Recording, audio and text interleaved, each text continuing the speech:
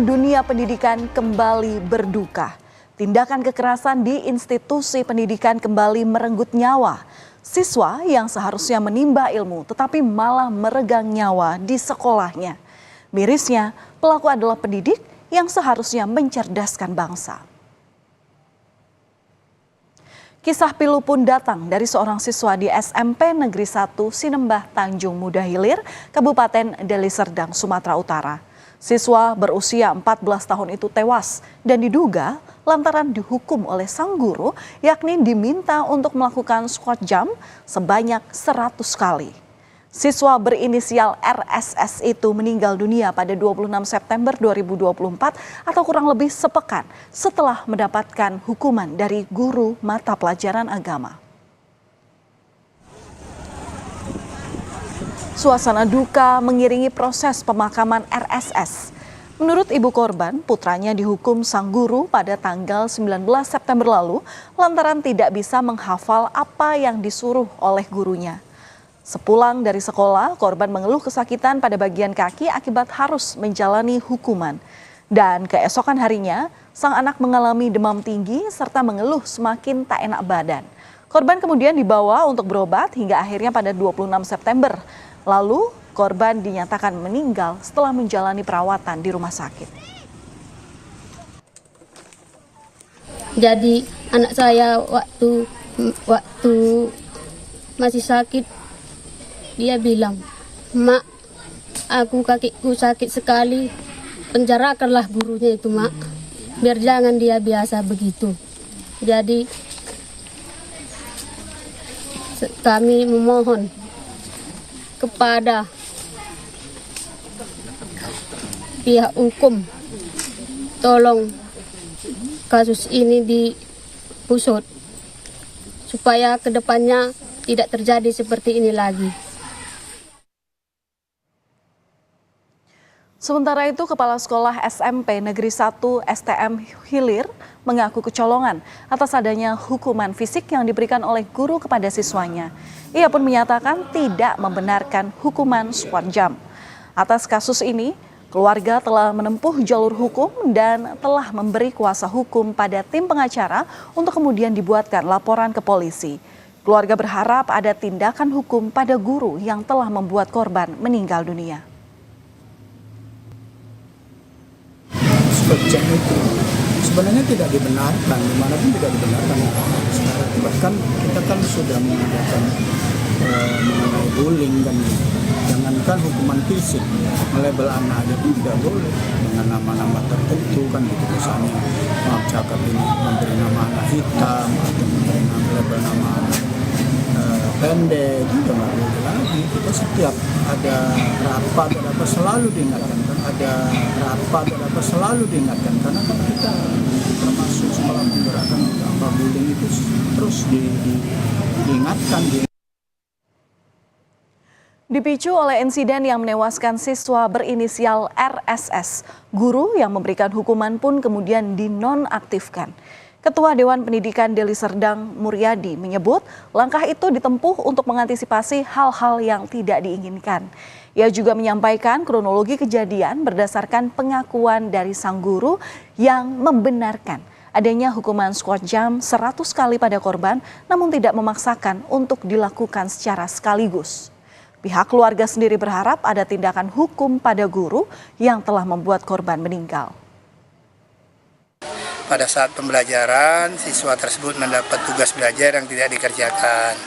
Sehingga oknum guru meminta kepada siswa yang tidak mengerjakan hukuman apa yang pantas. Maka si siswa menjawab, "Bu, squat jump," dan itu diaminkan oleh guru tersebut dengan jumlah 100 kali. Namun dalam bahasa tersebut si guru menyatakan 100 kali itu boleh istirahat apabila kelelahan. Guru tersebut langsung kami nonaktifkan karena yang bersangkutan adalah guru honor. Kami nonaktifkan yang pertama untuk menghindari hal-hal yang tidak diinginkan. Kemudian yang kedua supaya guru tersebut lebih fokus menghadapi permasalahan ini. Sementara tim gabungan dari Rumah Sakit Bayangkara tingkat 2 Medan, Polda Sumatera Utara dan Polresta Deli Serdang melakukan ekshumasi atau pembongkaran makam RSS. Proses ekshumasi turut dihadiri oleh keluarga korban dan juga warga sekitar. Ekshumasi ini dilakukan untuk mencari tahu penyebab pasti dari kematian korban. Menurut polisi, pelaksanaan ekshumasi untuk mengumpulkan bukti-bukti melalui otopsi pada jenazah korban yang akan dibawa ke laboratorium forensik Polri. Tim dokter mengambil sejumlah jaringan dari jasad korban untuk kemudian diteliti. Kegiatan untuk menjawab dari pertanyaan-pertanyaan dan juga hal yang terjadi yang selama ini. Untuk proses ekshumasi, nanti dokter forensik yang secara detail akan menyampaikan bagaimana seperti apa sehingga anak-anak kita bisa meninggal dunia. Tentunya kita kalau kalian tanyakan hasil, ya itu menunggu hasil pemeriksaan jaringan, ya itu atau hasil PA namanya, patologi anatomi.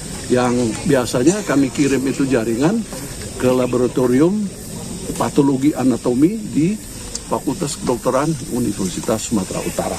Terkait penyakit penyerta itu tidak bisa diungkap, belum bisa? Oh, belum bisa. Ya, kita terlalu awal, terlalu dini ya membicarakan itu.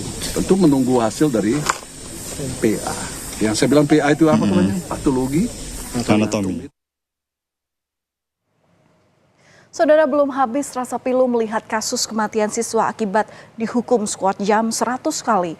Kabar duka dari dunia pendidikan kembali datang dari Blitar, Jawa Timur. Seorang santri meninggal dunia diduga akibat ulah dari salah satu pendamping pondok pesantren tempat ia menuntut ilmu sehari-harinya. Korban di sini berinisial KAF tewas setelah dilempar papan kayu yang berpaku yang kemudian mengenai kepala siswa. Korban kemudian dibawa ke Rumah Sakit Umum Daerah Srengat untuk penanganan pertama dan sempat dirujuk ke salah satu rumah sakit Kediri, namun nyawa korban tak tertolong. Kepergian korban KAF menyisakan duka mendalam bagi keluarga.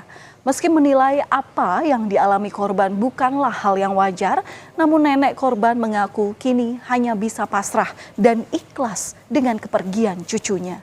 Namun, nenek korban tidak keberatan jika insiden yang dialami cucunya yang masih berusia 13 tahun itu diselidiki oleh polisi.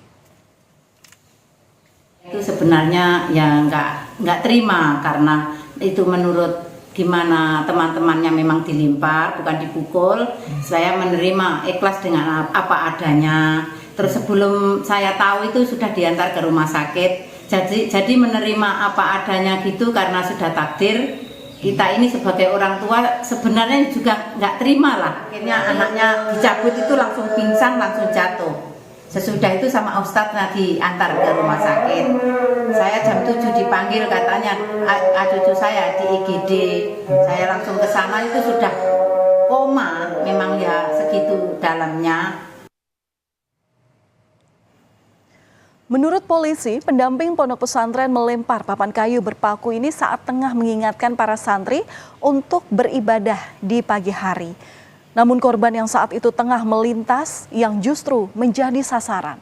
Tak lama usai terkena papan kayu berpaku pada 15 September lalu, korban langsung tak sadarkan diri. Pagi itu sekitar jam 6 atau jam 7, santri itu diingatkan oleh salah satu ustadznya untuk segera mandi karena ada jam kunjungan dari orang tuanya dan sholat duha. Karena santri tersebut tidak segera meninggalkan mainnya, kemudian ustadz tersebut mengambil kayu dan dilemparkan ke santri tersebut. Nah, kebetulan pada saat itu korban lewat. Nah, akhirnya korban itu lewat dan mengenai kepala bagian belakang kayu tersebut ada pakunya. Nah, usai meninggalnya KAF, UPT PPA Kabupaten Blitar mendatangi keluarga korban. Unit PPA menawarkan pendampingan hukum dan psikologis keluarga korban. Hal itu dilakukan untuk mencegah keluarga agar tidak trauma, khususnya kepada adik korban. Unit PPA juga berharap agar proses hukum terus berlanjut sebagaimana mestinya. ketika itu kekerasan baik disengaja atau tidak itu kan pidana. Jadi harapannya bahwa ketika ada proses-proses yang sudah disepakati oleh keluarga, namun demikian kami berharap bahwa kekerasan di pondok itu bisa dicari solusi terbaik lah, harusnya ke proses hukum. Dan Polres Blitar Kota akhirnya menaikkan kasus tewasnya santri akibat lemparan kayu berpapan atau berpaku ini ke tahap penyidikan. Polisi akhirnya membuat laporan sendiri setelah kasus tersebut masuk dalam delik umum. Polres Blitar Kota berencana memanggil saksi-saksi terkait tewasnya santri yang diduga dilempar kayu di lingkungan pesantrennya. Pemeriksaan akan dilakukan mulai awal setelah polisi menaikkan kasus ini ke tahap penyidikan. Sejauh ini, polisi telah memeriksa 9 saksi dan mempelajari CCTV di sekitar lokasi kejadian. Saudara, jangan lagi ada siswa yang teraniaya, bahkan sampai kehilangan nyawa di tempat yang seharusnya menjadi rumah kedua bagi mereka. Ya, inilah harapan kita semua agar tak kembali terjadi kasus kekerasan terhadap siswa, apalagi melibatkan para guru yang semestinya menjadi teladan. Pendisiplinan merupakan hal yang paling penting, namun jangan sampai justru menjadi tindakan yang keterlaluan hingga menyebabkan kematian.